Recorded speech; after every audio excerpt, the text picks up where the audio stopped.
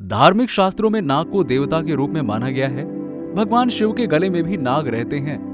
हिंदू धर्म में कुछ नागों को पूजनीय माना गया है और हर वर्ष नाग पंचमी पर नाग देवता की पूजा की जाती है। नागों का अस्तित्व अनंत काल से है, इसीलिए हिंदू धर्म में नागों की मान्यता है।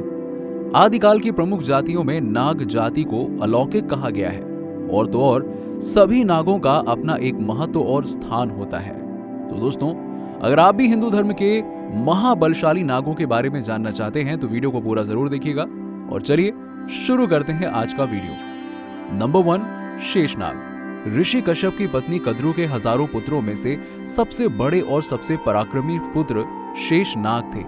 शेषनाग के बारे में ऐसा कहा जाता है कि इन्हीं के फन पर धरती टिकी हुई है और ये पाताल में ही रहते हैं। इसके पीछे एक पौराणिक कथा छिपी हुई है जो कुछ इस तरह है। ऋषि कश्यप की 2 पत्नियां थीं जिनका नाम कद्रू और विंता था।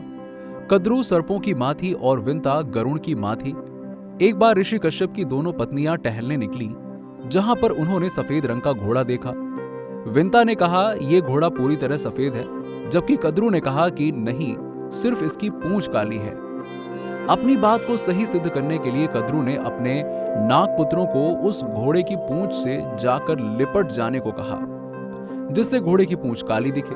कुछ नागों ने ऐसा करने से मना कर दिया। तब कद्रू ने इन नागों को यज्ञ में भस्म होने का श्राप दे दिया।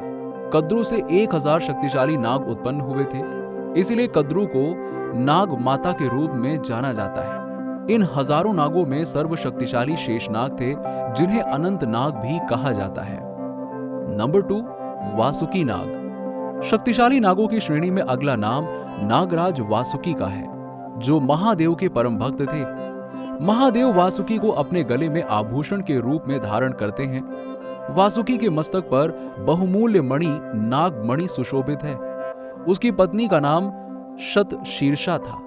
एक कथा के अनुसार समुद्र मंथन के दौरान वासुकी नाग को ही रस्सी के रूप में इस्तेमाल करके देवताओं और असुरों ने मेरु पर्वत को मथा था।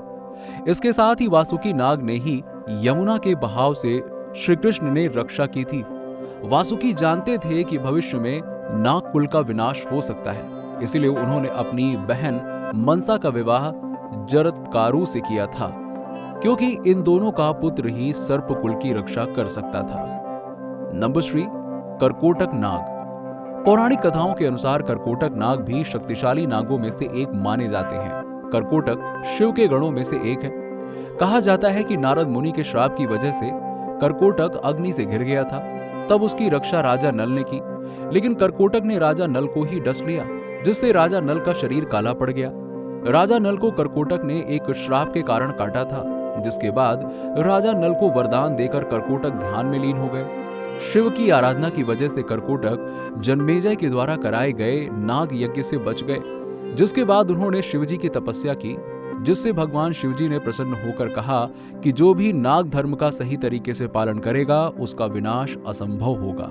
इसके पश्चात करकोटक उस शिवलिंग में समा गए। उसके बाद से उज्जैन में यह शिवलिंग करकोटेश्वर के नाम से प्रसिद्ध है और ऐसा कहा जाता है कि जो भी व्यक्ति करकोटेश्वर मंदिर में जाकर इनकी पूजा करता है उन्हें कभी भी सर्प पीड़ा नहीं होती है। नंबर 4, कालिया नाग। कहते हैं कालिया नाग भी कद्रू का पुत्र है और वो पन्नग जाति का नागराज है। और कालिया नाग यमुन नदी में ही रहा करता था और इसी वजह से यमुना का पानी जहरीला हो गया था, जिसकी वजह से गोकुलवासी उस पानी का इस्तेमाल नहीं कर सकते थे। कालिया दह या कुंड के स्थान पर जो भी जाता था, कालिया नाग उसे खा जाता था, इसीलिए उसे कालिया दह कहने लगे थे। कहा जाता है कि एक बार श्री कृष्ण वहां रह रहे बच्चों के साथ खेल रहे थे और उसी बीच श्री कृष्ण की गेंद यमुना कुंड में गिर जाती है। तब श्री कृष्ण गेंद लाने के लिए यमुना में कूद जाते हैं और पानी के अंदर जाकर उनका सामना कालिया नाग से होता है, जिसके बाद दोनों के बीच भयंकर युद्ध होने लगता है। जिसके बाद कालिया नाग श्री कृष्ण से दया की भीख मांगता है, तो श्री कृष्ण कहते हैं कि तुम वहीं जाओ जहां तुम पहले रहते थे।